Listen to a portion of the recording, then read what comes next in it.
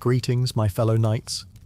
Tonight we wander through the eerie backroads and shadowed towns of America, uncovering the most famous urban legends ever told. Before you drift into comfort, take a second to like and subscribe, and share in the comments what kind of myths or tales you'd like to hear next. I always enjoy watching our nightly circle grow. Now, let's begin. Chapter 1. Footprints in the Pines. Bigfoot, also known as Sasquatch, emerged in American popular awareness during the mid-20th century through reports of large footprints and fleeting encounters in the forests of the Pacific Northwest. The subject sat at the intersection of frontier folklore, logging camp talk, and newspaper storytelling, and it steadily gathered eyewitness accounts and physical traces such as plaster cast tracks. Interest expanded with photographs, a short motion picture, and organized searches, while skeptics pointed to hoaxes and misidentifications. The legend became one of the most recognizable modern folk narratives in the United States. With origins that could be traced, witnesses who could be named, and artifacts that could be catalogued, the setting centered on the rain-soaked mountain ranges and dense conifer forests of Washington, Oregon, and Northern California. Logging roads opened deep canyons and ridgelines to crews and equipment during the 1950s, especially around Bluff Creek in Humboldt County, California. The Cascades, the Olympic Peninsula, and the Klamath Mountains provided similar terrain, heavy timber, remote hollows, and many miles of gravel tracks and skid trails. Small towns along river valleys supported mills and camps, and local newspapers covered road building, as well as unusual happenings in the woods. The borders to British Columbia lay close, and stories moved easily across them, but the focus here remained on the US side of the range. Several figures shaped how the story formed and spread. Jerry Crew, a bulldozer operator at Bluff Creek, reported finding large human-like tracks in 1958 and made plaster casts that were photographed and circulated. Andrew Genzoli, an editor at the Humboldt Times, published articles that popularized the name Bigfoot for the track maker.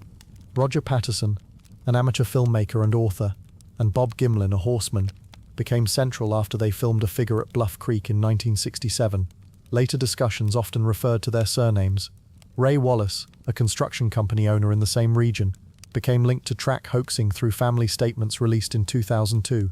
Investigators such as John Green, Renee Dow-Hinden, Grover Krantz, and Peter Byrne gathered reports and casts, debated their meaning, and preserved records. Later, Jeff Meldrum examined tracks with an anatomical lens. An organized volunteer group, the Bigfoot Field Researchers Organization, formed in 1995 under Matt Moneymaker, and compiled a public sightings database. The modern phase began in the late 1950s at Bluff Creek. Crew found a trackway of oversized prints around heavy equipment, made plaster casts, and brought them to town, where newspaper coverage drew regional attention.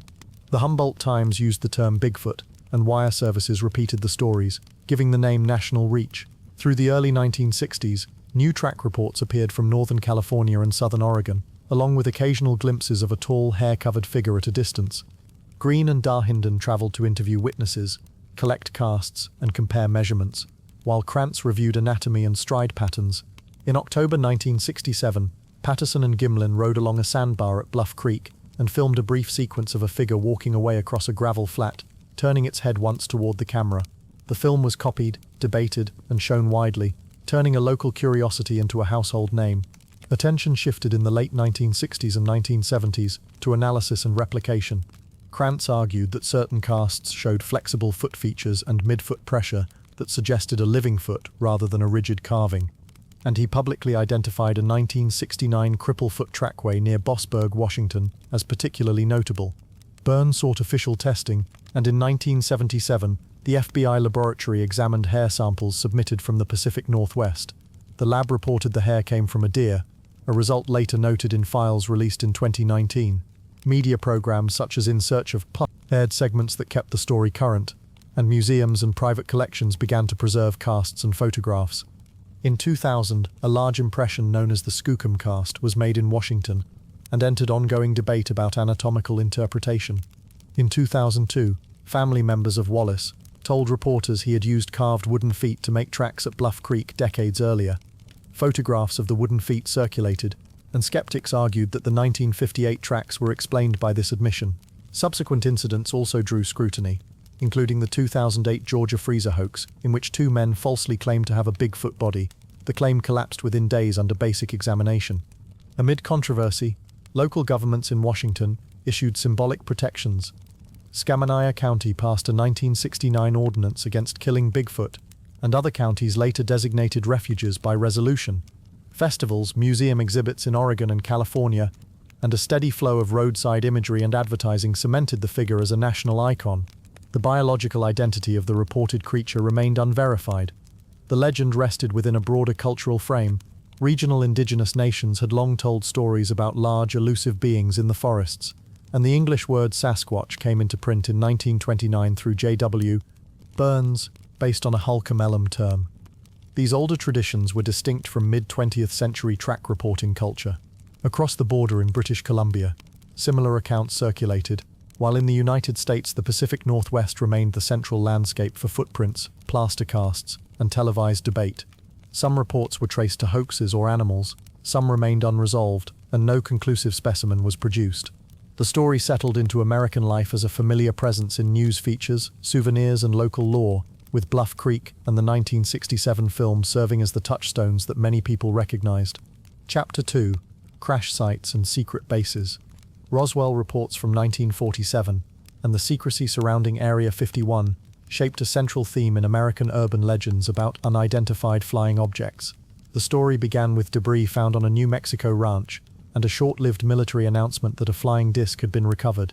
A swift retraction followed, and the official explanation changed over time as new statements and declassified documents appeared. In later decades, a secluded installation in Nevada became tied to rumors of reverse-engineered craft and hidden evidence. Together, the New Mexico incident and the Nevada base formed a narrative that centered on government knowledge and the withholding of information from the public. That narrative influenced television, film, tourism, and local identities, and it persisted regardless of shifting official accounts. The combination of a crash story, a classified test site, and a Cold War backdrop made the legend durable across generations. It encouraged a focus on paper trails, technical details, and eyewitness memories as people tried to balance secrecy with speculation. The earliest events took place in the summer of 1947 in southeastern New Mexico, amid open ranch land north of Roswell. The nearby Roswell Army Airfield housed the 509th Bomb Group, and the town's daily life revolved around agriculture and the base. The debris traveled from a remote pasture to the base, and then to higher headquarters in Fort Worth, Texas, where photographs were taken and explanations were issued. The larger context included a nationwide wave of flying saucer reports, which had begun in late June 1947 and filled newspapers across the country. Decades later, attention shifted hundreds of miles west to the Nevada desert, where Groom Lake lay at the heart of a restricted flight test range. The Cold War spanned this timeline, shaping communication, classification policies, and public trust in official statements. News traveled by radio and print in 1947, by television in the 1950s and 1960s, and by cable programming and the internet by the 1990s, steadily broadening the audience and the reach of the legend. Several figures stood at the center of the Roswell episode and the later growth of the legend.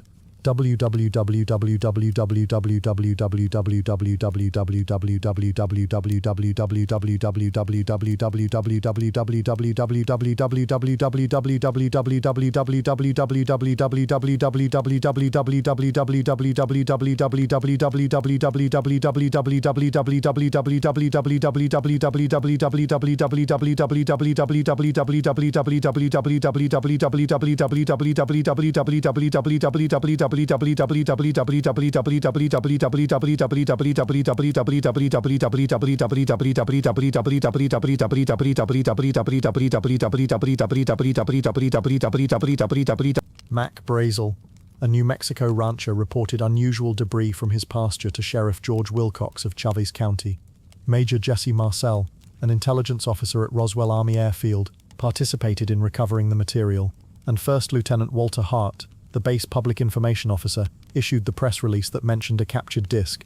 Brigadier General Roger Ramey, commander of 8th Air Force in Fort Worth, directed the retraction and displayed balloon and reflector equipment to explain the find. Colonel Thomas Dubose, Ramey's chief of staff, appeared in photographs taken during the retraction events. Years later, Stanton T. Friedman, a researcher, interviewed Marcel and helped revive public interest. The United States Army Air Forces became the United States Air Force shortly after 1947, and the Central Intelligence Agency oversaw some of the later flight test programs in Nevada. In the Nevada story, Lockheed engineer Clarence Kelly Johnson and test pilots worked on secret aircraft whose flights required strict security. Bob Lazar, a later claimant who said he had worked near Area 51, added a set of widely publicized but disputed assertions about alien technology. Newspapers, broadcasters, and authors carried the claims and official responses to a broad audience. The sequence began during a summer of heightened sightings. Soon after, pilot Kenneth Arnold reported unusual objects near Mount Rainier in late June 1947.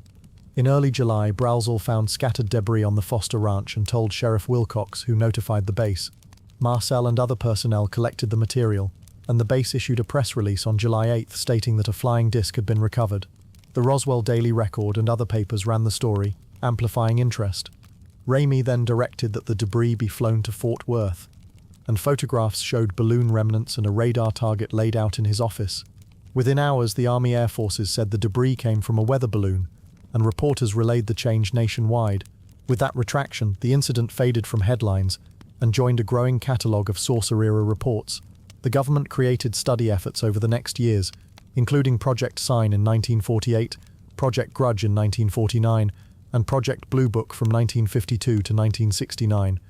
These projects gathered thousands of reports, wrote evaluations, and closed with the conclusion that unidentified sightings did not pose a national security threat and lacked scientific evidence of extraterrestrial craft. Roswell remained a minor note until individual interviews decades later brought it back into focus. Public interest intensified in the late 1970s when Friedman interviewed Marcel, who recalled handling debris that he believed unusual. Books followed, including The Roswell Incident by Charles Berlitz and William Moore in 1980, which framed the case as a crash and recovery. As attention grew, the Air Force conducted internal reviews. In 1994, it released a report attributing the 1947 debris to Project Mogul, a classified balloon program designed to detect Soviet nuclear tests. In 1997, it issued another report that addressed stories of recovered bodies by citing anthropomorphic test dummies dropped in later years and misremembered timelines. During this period, a television broadcast in 1995 promoted an alleged alien autopsy film produced by Ray Santilli. Years later, he said the footage was a reconstruction with inserted real fragments, and the film did not resolve any questions about Roswell. Meanwhile, the Nevada test site deepened the legend's second pillar.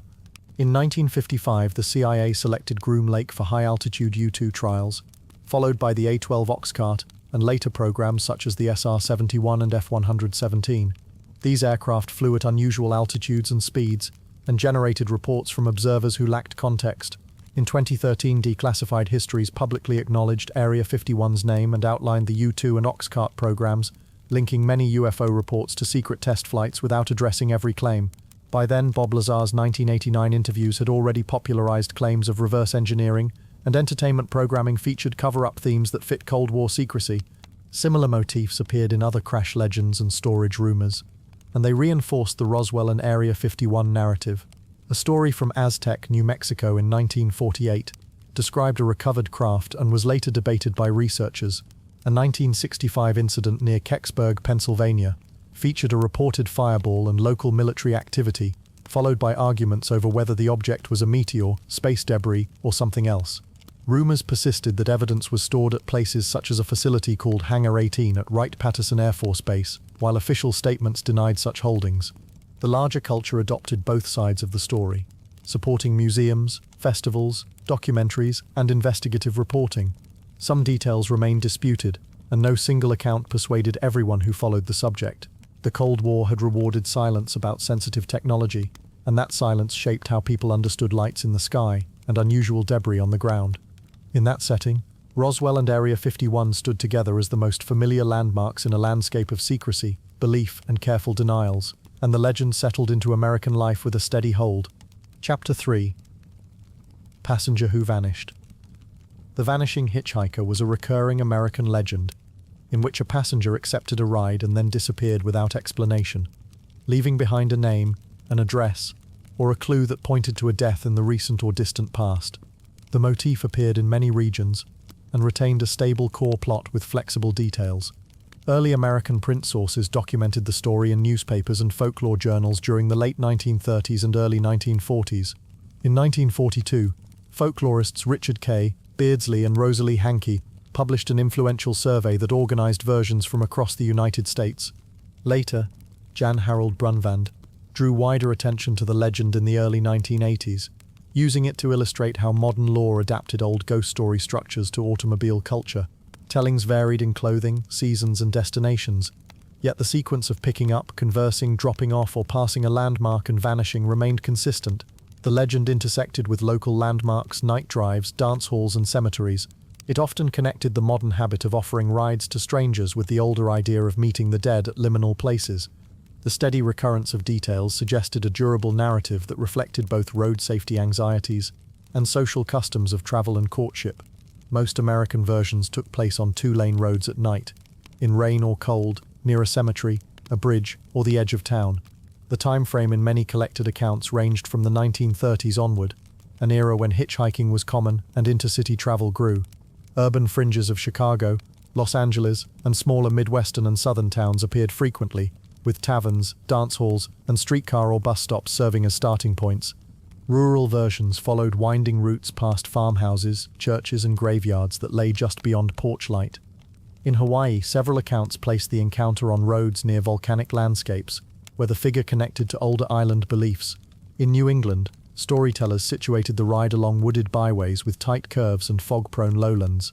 Specific addresses, if given in printed versions, often could not be verified after publication. When dates were mentioned, they commonly clustered around weekends or holidays associated with social outings. Some tales named a particular cemetery, ballroom, or club, while other tellings kept the setting general and familiar, allowing listeners to imagine the event along their own nightly commute. The principal figures were usually a driver, a hitchhiker, and a messenger. The driver was commonly a local resident returning from work, a dance, or a social visit. The hitchhiker appeared as a young woman in a light dress or a thin coat, though other ages and genders appeared in some versions.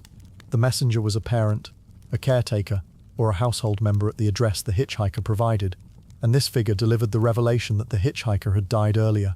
In certain accounts, the messenger role was taken by a police officer, a minister, or a cemetery worker.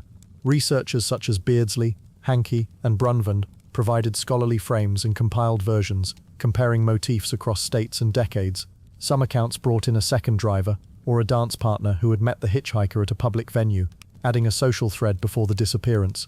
A taxi driver variant replaced the private car with a cab, which allowed tellers to anchor the story in city streets and dispatch routines. The relationships among the figures remained concise and functional, with limited dialogue and simple exchange of names and destinations. The typical progression began with the driver noticing the hitchhiker at a roadside, bus stop, or parking lot, often in bad weather. The driver offered a ride to a nearby address or to a route passing a cemetery or a landmark. The hitchhiker spoke briefly about being cold, tired, or eager to reach home, and sometimes borrowed a sweater, scarf, or coat. The car approached the destination, and the hitchhiker either asked to be let out at a gate or disappeared from the seat. The driver, puzzled, proceeded to the address given or to a nearby house and asked for the person. The messenger opened the door and explained that the described individual had died previously, often in an accident near the point where the hitchhiker had been picked up. In many versions, the driver returned to the supposed drop-off location the next day and found the borrowed garment draped over a tombstone or fence. In others, the garment remained missing, while the grave markers and dates confirmed the identity mentioned during the ride. The pacing of the tale relied on ordinary actions presented in a calm sequence that led to an understated but firm reversal. Variants adjusted the setup and outcome to reflect local customs. Chicago stories about the figure called Resurrection Mary placed the meeting near a dance hall on Archer Avenue, where a young woman accepted a ride and directed the driver toward Resurrection Cemetery before vanishing. Hawaiian versions identified the passenger as Pele, who appeared as a dignified older woman or a young traveler, and vanished near lava fields or coast roads, sometimes leaving a sense of protection or warning, rather than fear. A campus variant featured students driving home from a formal, offering their jackets to a shivering date who then disappeared, with the jacket later found at a cemetery. A southern version placed a serviceman on leave as the hitchhiker, with the messenger at a farmhouse reporting that he had died in wartime, shifting the tale's tone toward remembrance. In some tellings, the driver received a name and phone number, called it, and learned the person had died years earlier on that same date. Taxi versions used a fare log or dispatcher as a corroborating device. Even though the conversation and vanish occurred in the same quiet way, outcomes emphasized discovery, confirmation, and a return to routine life, with no confrontation and no narrative attempt to explain the disappearance beyond the messenger's statement. Folklorists treated the story as an international migratory legend, classed as ATU 326A, and noted in the motif index as a subtype of E332.3, with the American corpus emphasizing automobiles and modern night travel. Beardsley and Hankey's 1942 study demonstrated the breadth of the legend by mapping many versions and isolating recurrent elements. Brunvan's later work showed how newspapers, magazines, radio, and eventually television and the internet helped the story travel beyond oral circles, creating cycles of renewed attention. Scholars observed that the legend persisted because it balanced a simple narrative with social themes: courteous aid to a stranger, the dangers of travel, the power of local landmarks, and the nearness of death to ordinary life. The hitchhiker's silence or brief conversation kept the tone mild and reflective rather than confrontational, which made the story appropriate for sharing among families and friends. Regional examples adapted details without altering the structure, so listeners recognized the pattern even when the clothing, music venues, or road names changed with the decades. The legend's consistency and flexibility allowed it to endure, moving from roadside whispers to indexed case files and back into evening storytelling without losing its familiar shape. Chapter 4. Name in the Mirror. The Bloody Mary ritual formed a well-known strand of American schoolyard folklore, in which a person stood before a mirror, often in the dark, and spoke a name to summon a frightening face. The practice circulated mainly among children and early adolescents, and moved easily through classrooms, camps, and sleepovers. It linked a simple procedure with a strong emotional payoff, offering a repeatable moment of shared fear. Folklorists treated it as a contemporary legend with deep roots, patterned variations, and a resilient structure that adapted to different times and places. Psychological explanations joined folkloric documentation to describe how expectation and low light shaped what participants thought they saw. Over decades, the legend's basic elements held steady even as names, numbers, and outcomes shifted from group to group. The setting most often involved a school bathroom or a home bathroom at night, with the lights dimmed or switched off and a single candle or night light. The time frame took shape in the second half of the 20th century, with references steadily recorded from the 1960s onward in the United States. Performances occurred after school, at slumber parties, or at summer camps, where groups could assemble without adult supervision. The environment favored smooth mirrors, narrow rooms, and the hush of a place meant for privacy. Some groups added a closet, or a dark hallway if a bathroom was unavailable. The exact first telling remained undocumented. The central figure was Bloody Mary, a spectral woman whose face was said to appear with blood, cuts, or hollow eyes. In some versions she was called Mary Worth or Mary Wales. In others she was linked to Mary Ife of England, known as Mary Tudor, whose historical executions made her a convenient namesake. Children played the roles of summoners and witnesses, often girls between late elementary and middle school, sometimes joined by older siblings or camp counselors. Jan Harold Brunvand popularized the broader study of urban legends that included the mirror rite, while Alan Dundas analyzed the ritual's meanings in the psychology of adolescence. Elizabeth Tucker contributed accounts of children's ghost lore and school-centered legends. Psychologists later explained perceptual effects that could make faces seem to shift in low light. Accounts described a short, careful procedure. Participants closed the door, lowered the lights, and stood facing the mirror. A chant followed, usually 3, 7, or 13 repetitions of the name Bloody Mary, or I believe in Bloody Mary.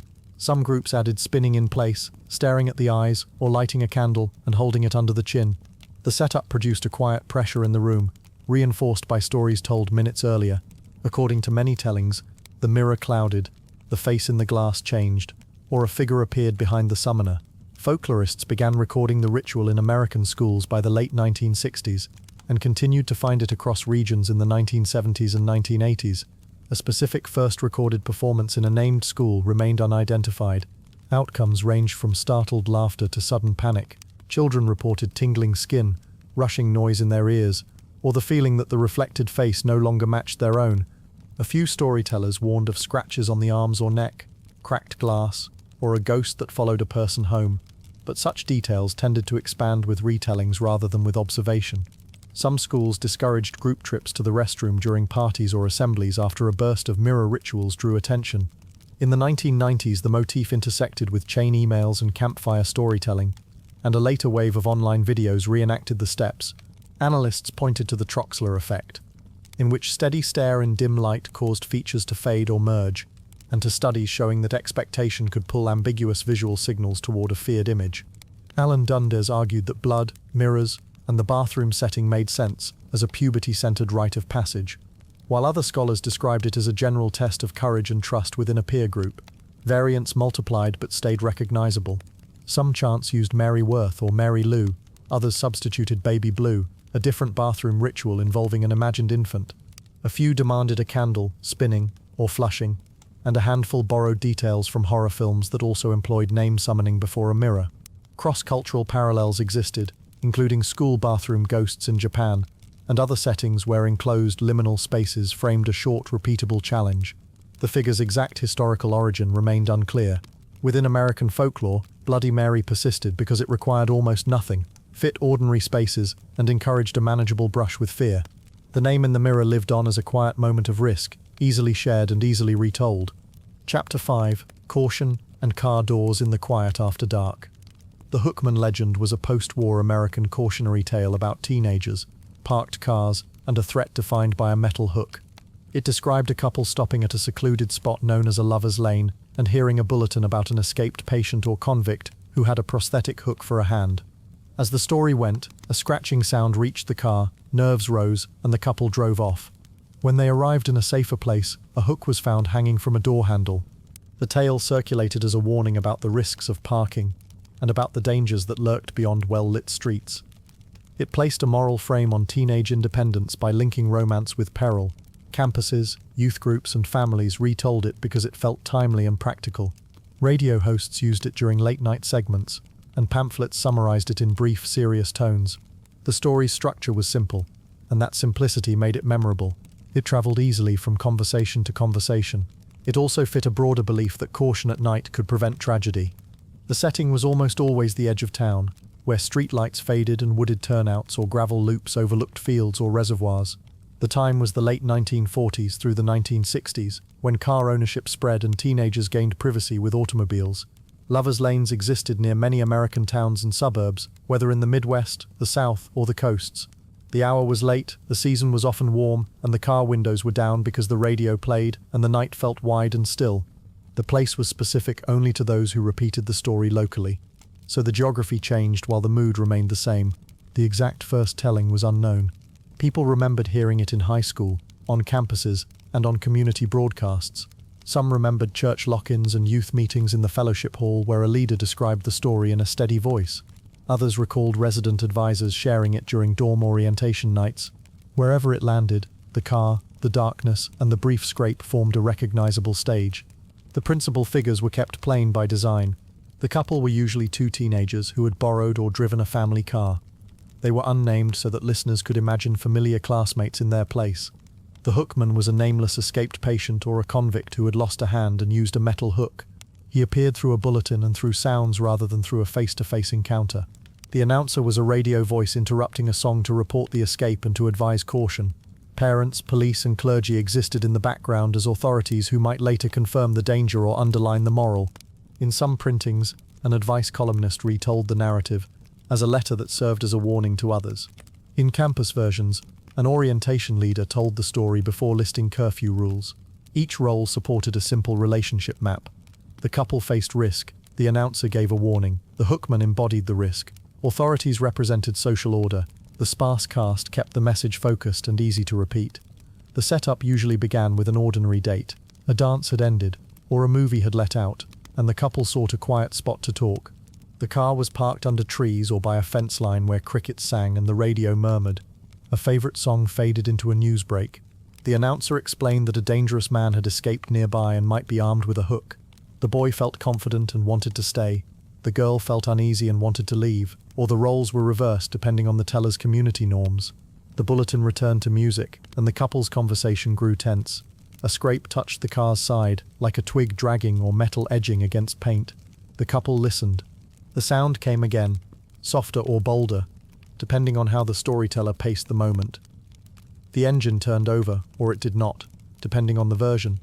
In many retellings, they finally left, tires flicking pebbles as they rolled back toward town and lighted streets. The pace of the story slowed here, allowing the warning to settle. The outcome varied to fit different audiences. In the most repeated ending, the couple reached the girl's house or a diner, and the boy stepped out to open her door. A metal hook hung from the handle, sometimes smeared, sometimes clean. Seeing it confirmed the danger they had avoided. In another variant, the boy had stepped out earlier to check the noise and did not return, while the girl locked the doors and waited until police arrived. That version ended with a grim discovery and carried a sharper moral. A related campus variant described a hook gouge down the door and a broken strap on the handle.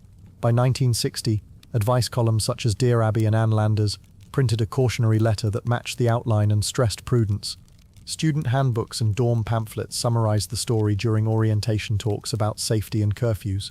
Radio disc jockeys and local public service announcements used it as a night warning on weekends, especially before homecoming or prom. Folklorists later documented its broad range of tellings and its steady role as a car culture morality tale. By the late 20th century, the Hookman had become a shorthand reference for the hazards linked to unsupervised nighttime parking. Regional and cultural variants adjusted the details while keeping the core intact. Some versions placed the escape at a local penitentiary, others named a state hospital outside town, others used a county fair week as the calendar frame. In a cluster of stories, the hook was replaced by a knife strapped to a stump, though the function remained the same. A different but related legend, often called the hanging boyfriend, moved the attacker to the roof of the car. Tellers treated it as a cousin rather than the same tale. Sermons, PTA meetings and school assemblies used the Hookman to manage fears about teenage independence, car privacy, and sexual boundaries after World War II.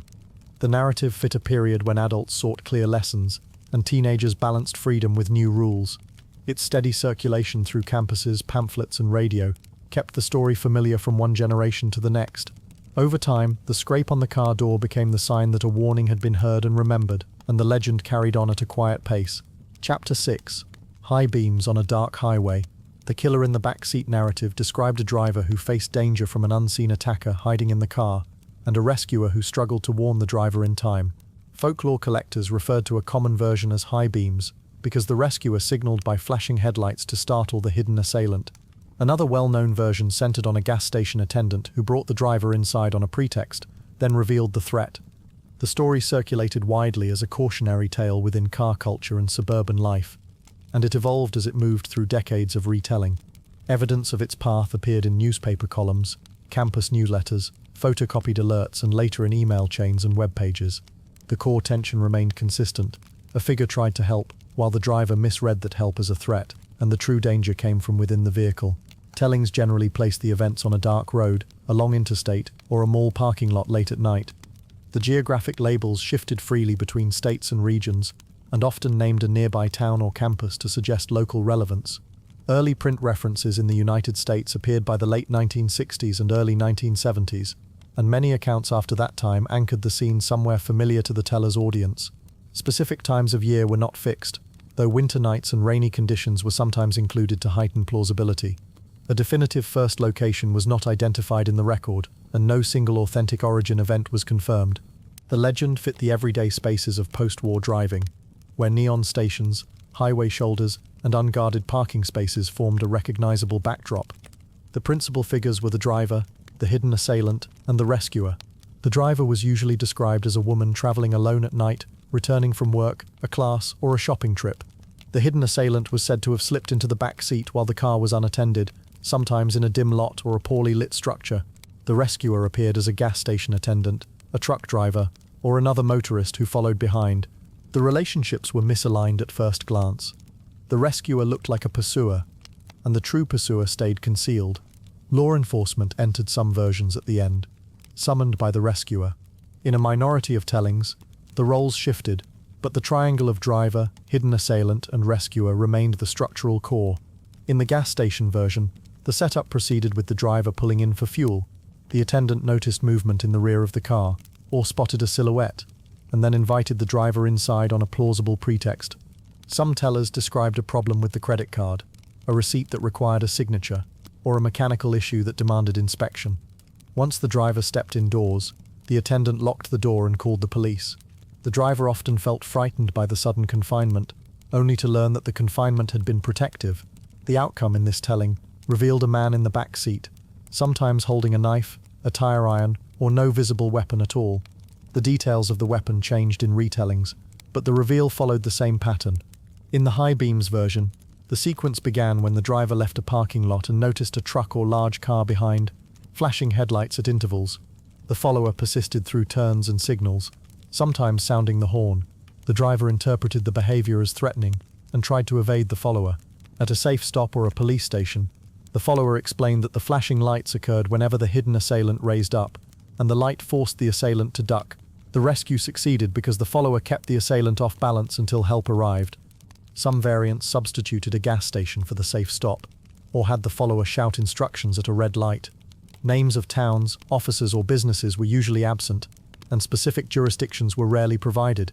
In a few darker versions, the driver did not stop in time, or the hidden assailant escaped before police could catch him. The names of individuals involved were almost never given in printed rumor reports. Folklorists traced the rumor pathways through student papers, talk shows, and collections of memorettes gathered in the 1970s and 1980s. Jan Harold Brunvand documented the story and its structure, showing how the elements clustered and how the roles were exchanged to fit different audiences. Newspaper columns and advice pages printed warnings in the late 1960s and early 1970s, and the legend traveled into safety bulletins, photocopied flyers, and campus orientations. In the 1990s, faxed notices and email forwards presented it as a public service message, often with fresh datelines and unverifiable details. Online fact-checkers catalogued versions and noted the lack of a verifiable first case, while acknowledging scattered crimes in which offenders hid in vehicles. Film and television dramatized the scenario, which kept the core image recognizable to new listeners. The story settled into a familiar place within American roadside lore, where it continued to ride behind the mirror, quiet and persistent. Chapter 7. Reptiles Below the City Sewer Alligator. Stories in the United States described unexpected reptiles living beneath city streets, with New York City at the center of the tale. Reports linked the legend to newspaper accounts of single animals found in odd places, to interviews with sewer workers, and to the widespread sale of baby alligators as novelty pets. The narrative held attention because it combined a surprising creature with an unseen urban space that people rarely visited. It also touched on themes of neglect and consequence, suggesting that small choices, like buying a hatchling, led to larger problems underground. As the story circulated, it moved beyond New York to other cities, and it adapted to local geography. Sanitation officials and biologists challenged the idea that sustained populations could exist in cold, dark tunnels, while residents traded clippings and anecdotes that suggested exceptions. The legend grew into a familiar shorthand for urban secrets, often invoked whenever a stray reptile was found in a park pond or basement. It passed between generations in classrooms, newspapers, and popular media, and it remained one of the most recognizable examples of modern American folklore. The setting most often mentioned lay within the early to mid-20th century New York sewer system, a mix of combined sewers and storm drains laid beneath dense blocks and older waterfronts. Winters were long and cold, and underground water temperatures hovered near levels that stressed tropical and subtropical reptiles. Concrete channels created low light, poor basking opportunities, and irregular food sources. Maintenance crews entered through manholes for cleaning and repairs, and they reported rats, debris, and occasional pets that had strayed into drains. Similar systems in Boston, Philadelphia, and Chicago had comparable layouts, though each city's climate and infrastructure differed in details. Farther south, Miami and other Florida cities had warm canals and retention ponds where native alligators regularly moved, and their drainage systems sometimes connected to these waters. Accounts from the West Coast centered more on park lakes, backyard pools, and flood control channels than on deep sewers. Exact conditions varied from city to city, but the common thread was an urban network that most residents never saw in person. The principal figures were municipal workers, newspaper reporters, pet dealers, and residents. New York City sewer crews and managers maintained the underground system and issued briefings and reports about what they found during routine work.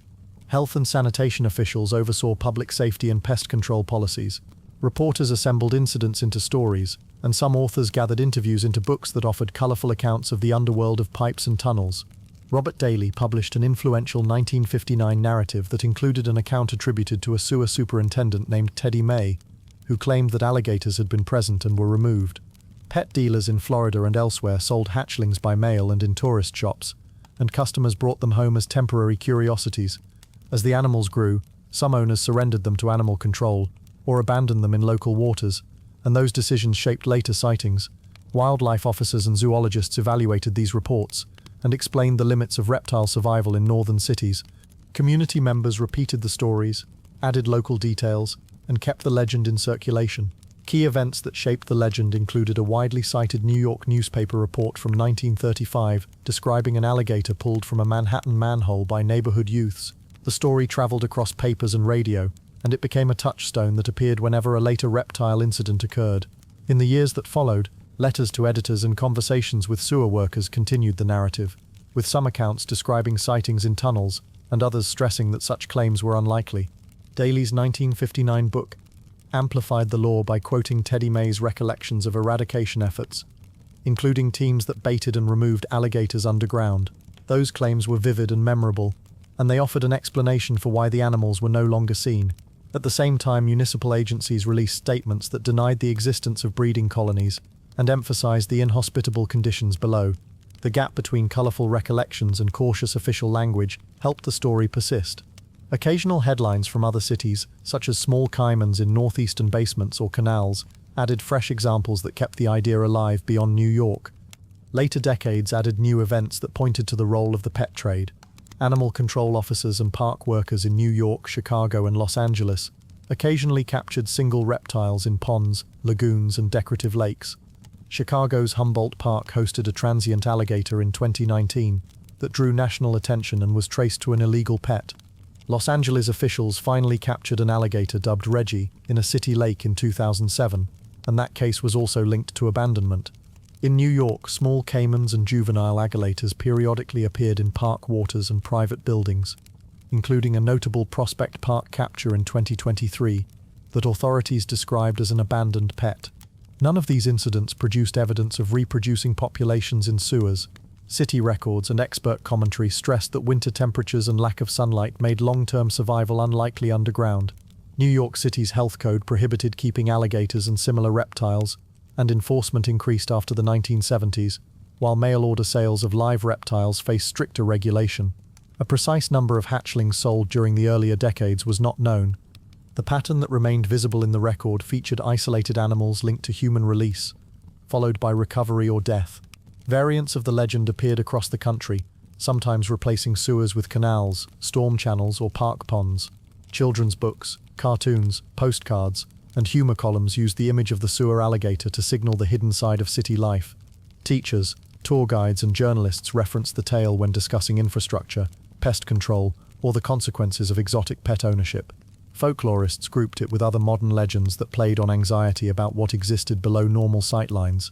Scientists and sanitation officials continued to answer questions by pointing to temperature data, inspection logs, and necropsy reports when available. The myth endured because it balanced possibility and implausibility in a way that fit everyday observations. Cities were vast, a few reptiles did turn up, and most people never saw the tunnels. As new isolated captures occurred and were covered by local media, the underlying narrative refreshed itself for another generation. The result was a steady, familiar story that linked newspaper clippings, pet shop souvenirs, and the long, unseen run of pipes beneath the streets. Chapter 8. Cry of the Pine Barrens.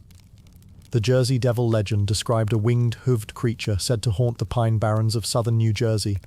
The customary origin story centered on a colonial-era mother named Mother Leeds, who allegedly cursed a child that then transformed and fled into the woods. Newspapers and word of mouth carried reports of strange cries, unusual tracks, and fleeting sights of a long-necked bat-winged animal. A major surge of attention arrived in 1909, when dozens of brief reports appeared in New Jersey and Pennsylvania papers over the span of a winter week. The name migrated over time from the earlier Leeds Devil to the now familiar Jersey Devil, reflecting the move from a local family association to a broader regional symbol.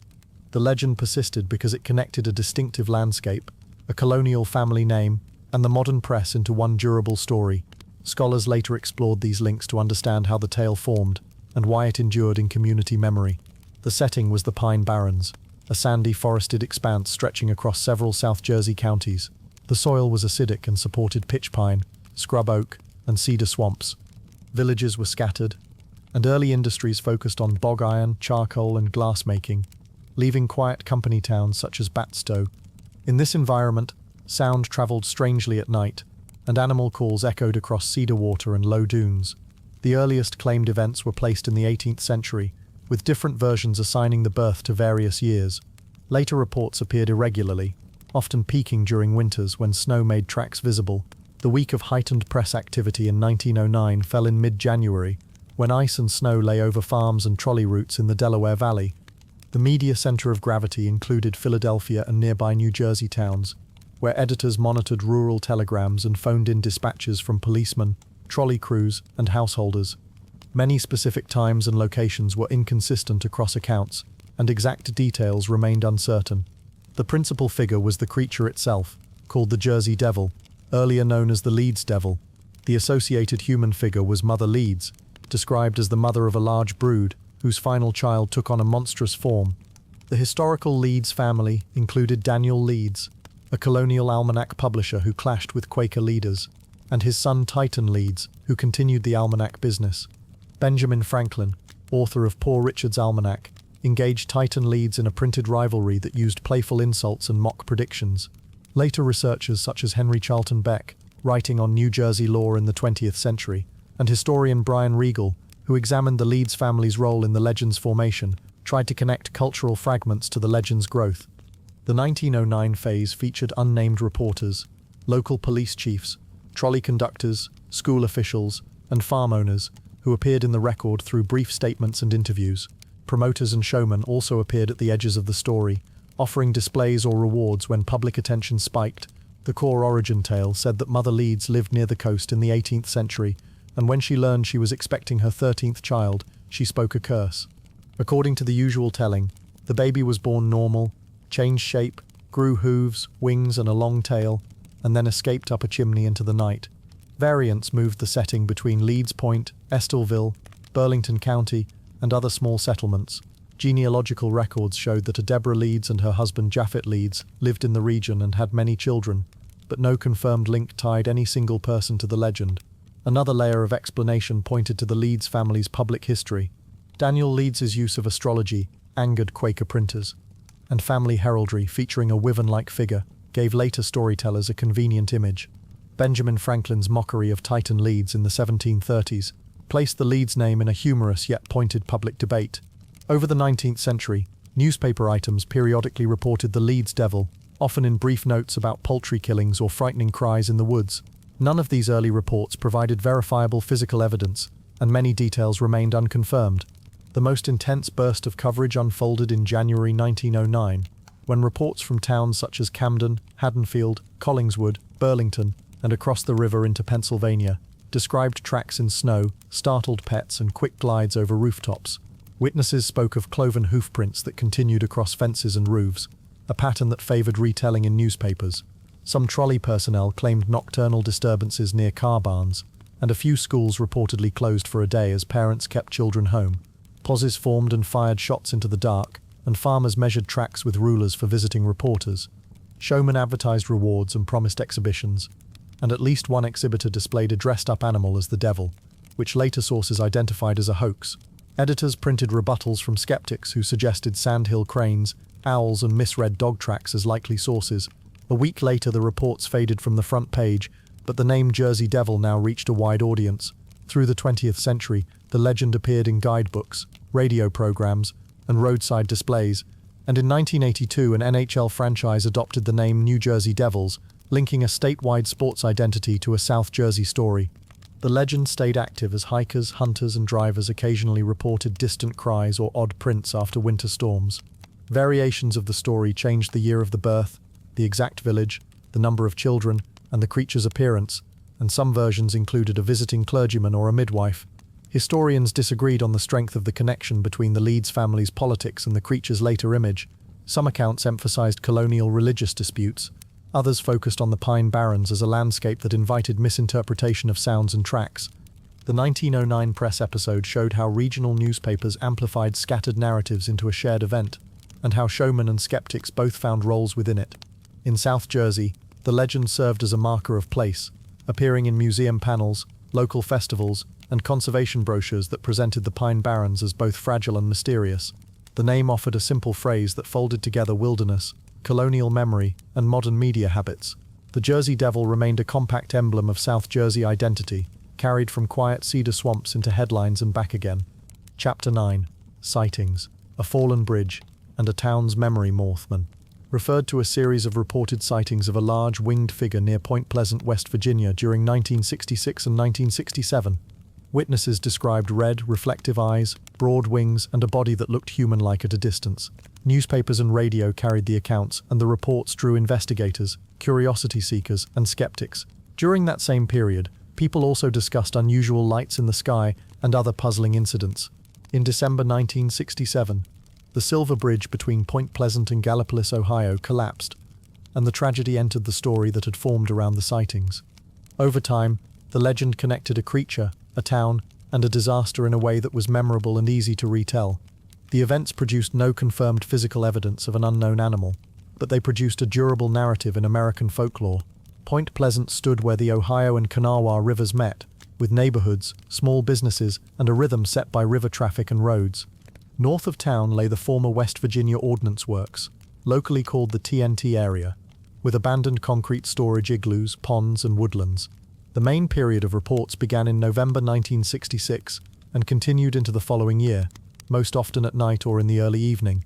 The Silver Bridge, a busy crossing over the Ohio River, linked Point Pleasant to Gallipolis. Seasonal changes brought early dusk, fog, and winter weather during the months when many stories circulated. The wider region included rural hills, farm fields, and waterways where bird life was common. Local and regional newspapers documented accounts, and law enforcement kept records where appropriate. The principal figure in the reports was the creature called Mothman, described by witnesses rather than captured on film or in a specimen. The most cited witnesses included two young couples, Roger and Linda Scarberry, and Steve and Mary Mallett, who told police about an encounter near the TNT area. Deputy Millard Halstead took their statements and patrolled the area afterward. Sheriff George Johnson led a department that fielded calls and organized searches when needed. Mary Heyer, a reporter who worked in Point Pleasant for the Athens Messenger, collected accounts, tracked dates, and published updates.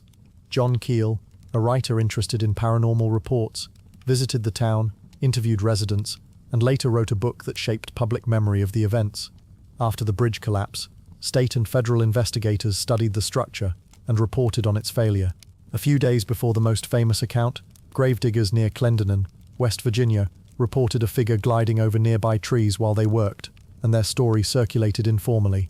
On the night of November 15, 1966, the Scarberry and Mallett couples drove near the TNT area and said they saw a tall grey figure with large wings and red reflective eyes. They reported that it moved, and even followed their car for a time as they returned toward town. They told Deputy Halstead what they had seen, and officers searched the area but found no creature. The story reached Mary Heyer, who wrote about the incident, and it drew attention from other media. More reports followed from around Mason County, including sightings near abandoned buildings, along roadways, and at the river. Witness statements varied in detail, but often repeated the wings and the eyeshine. Law enforcement encouraged calm, and officers responded to calls and discouraged armed groups from roaming the TNT area. The reports continued into 1967, and John Keel arrived to talk with residents, check locations, and compare descriptions. People mentioned stray wildlife sounds, startled pets, and brief, startling glimpses rather than long, clear views. Some pranksters admitted hoaxes, and police warned against false alarms. As autumn turned to winter, attention moved between the creature stories and everyday concerns. On December 15, 1967, during the evening rush, the Silver Bridge collapsed into the Ohio River. Vehicles fell into the water, and rescuers worked under difficult conditions. 46 people died. Investigators studied the wreckage and determined that the collapse began with the failure of a single eye-bar in the suspension chain, aggravated by stress and material defects. The finding pointed to structural causes rather than anything outside engineering. After the collapse, the wave of Mothman reports faded, and many residents focused on grieving and rebuilding. Over time, some storytellers linked the sightings to the disaster as a warning or omen, although no evidence supported a direct connection. The legend stayed active through writing, film, and local memory. John Keel published The Mothman Prophecies in 1975, which presented the period's reports and his perspective. In 2002, a feature film used the title and set a fictionalized story in the same setting, which renewed national interest. Point Pleasant installed a stainless steel Mothman statue in 2003 and opened the Mothman Museum in 2005, and an annual festival began in 2002. These features placed the story within the town's identity and invited visitors to learn the history. Biologists and bird experts suggested ordinary explanations for many reports, including large birds such as sandhill cranes, great horned owls, barred owls, or herons seen under unusual light or weather conditions. Sightings using the Mothman name later appeared in other places, including reports around Lake Michigan, which repeated familiar details about wings and red eyes. The Point Pleasant narrative settled into American urban legend as a mix of witness stories, a verified engineering tragedy, and a community's way of remembering a difficult time. Chapter 10. Rumors, Real Cases, and a Night of Caution.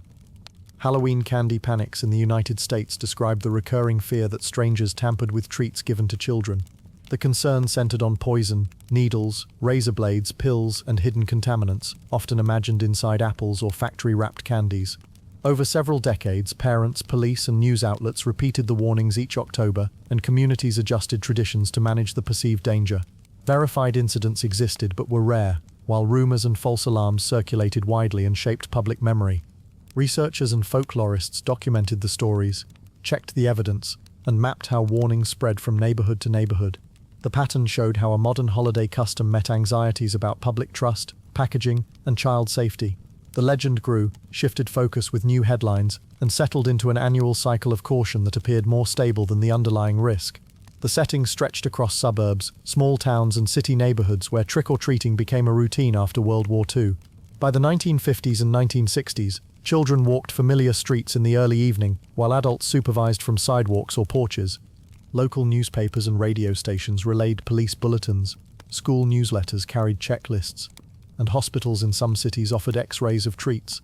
The events clustered in late October, with follow-up stories in early November when reports arrived at police desks and newsrooms. The 1970s brought steady waves of concern, and the early 1980s added a broader backdrop of product tampering in the national news. Packaging standards across consumer goods changed, and Halloween customs adapted, with children urged to prefer factory-wrapped candy and to avoid unsealed items. The geographic range remained national, though specific incidents and policies varied by locality. The principal figures were parents and children, joined by local police, public health officials, school administrators, and reporters who repeated seasonal warnings. Urban folklorists, such as Jan Harold Brunvald, summarized the stories in print, and sociologist Joel Best analyzed the record of alleged tampering reports. Candy manufacturers, retailers, and civic leaders entered the cycle with safety tips, public service announcements, or sponsored events. Several individuals became fixed points in the discussion because their cases were documented in court or in police files. Ronald Clark O'Brien was a Texas father who poisoned his son's candy in 1974, a homicide framed as a stranger danger myth, but resolved as a family crime. Helen File was a Long Island woman who handed out odd and labeled trick packages in 1964 and faced charges after police intervened. A California dentist in 1959 gave out laxative-laced candy and was prosecuted when children became ill. A Minneapolis man in 2000 placed needles in a few candy bars and caused a minor injury before he was charged. Early mentions of suspicious Halloween treats appeared in mid-century local news, but the panic took shape in the 1960s as trick-or-treating grew. In 1959, the California dentist's prank with laxatives caused sickness that confirmed for many that Halloween could be dangerous. In 1964, File admitted she intended to discourage teenagers she thought were too old to be out. Her labeled packets contained items such as steel wool, dog biscuits, and ant buttons, and authorities treated the incident seriously. In 1970, a child's death in Detroit was initially reported as a Halloween poisoning, but investigators later concluded the heroin involved had been found in a relative's home and was not placed by a stranger in the child's candy. In 1974, O'Brien used cyanide in a packet of candy to murder his son for insurance money and attempted to endanger other children to conceal his crime. He was convicted and executed years later. Reports of razor blades in apples circulated widely in the 1970s, and police investigations often found hoaxes or self-inflicted placements. Though minor cuts occurred in a few cases, the 1982 Chicago area Tylenol murders, though unrelated to Halloween, reshaped public thinking about tampering. Tamper-evident packaging spread in pharmacies and stores, and Halloween warnings intensified. Hospitals in numerous cities offered free X-rays of treats, and many towns recommended discarding unwrapped or homemade items. Joel Best analyzed decades of reports and found no verified instances of a child killed by a randomly distributed, stranger-tampered treat at Halloween. He documented that many alarming cases originated as rumors, misattributions, or hoaxes, while a handful of verified incidents involved family members or isolated acts unrelated to mass distribution. In 2000, the Minneapolis needle case confirmed that deliberate tampering sometimes occurred, but recorded injuries were minor. In the 2010, some fears shifted to marijuana edibles and later to colorful illicit pills, but documented trick-or-treat poisonings by strangers remained absent. Social media accelerated the spread of warnings, and official corrections often received less attention than initial alerts. Communities adapted with school-based parties, downtown business trick-or-treating, and trunk-or-treat events, while traditional neighborhood rounds continued under watchful routines. Variants of the legend followed changes in products and headlines, moving from apples and homemade treats to wrapped candy and then to modern drugs. The pattern fit a broader history of cautionary tales that connected communal rituals to concerns about safety and outsiders. Canadian and British communities recorded similar worries, and American towns drew on those examples when drafting advisories. Researchers noted that the fear persisted even as the confirmed risk stayed very small. Parents checked bags, police issued seasonal reminders, and neighborhoods adjusted times and routes for familiarity and light. As the years passed, the Halloween candy panic stood as a reminder that rare events, hoaxes, and misreports could shape custom and policy more than numbers suggested. The story finished as a quiet account of how a once-new holiday tradition carried a steady burden of worry, even while most children went home with nothing more than ordinary sweets. And so, dear night, our journey through America's most chilling legends comes to an end. May your night be calm, your dreams be gentle, and until our next tale, rest well.